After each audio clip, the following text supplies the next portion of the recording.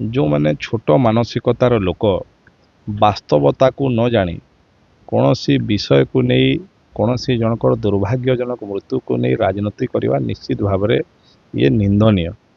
एवं जो मैंने राजनीति करुँच से मैंने आत्मसमीक्षा करने कथा जे आमे दीर्घ दिन शासन व्यवस्था थिलु आमे कौन व्यवस्था करूँ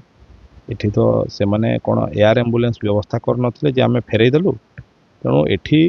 4टा बेले तांकर देह खराब है फोन कला अधा घंटा पर घर को एम्बुलेंस आसी मुझे कथा जानी नी से कहला जानी एम्बुलेंस रे नहीं कि जाइछंती गोटे आशंका भितर सी नहीं कि आछंती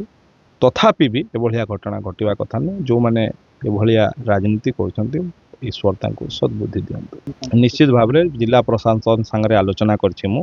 एवं तांकर जो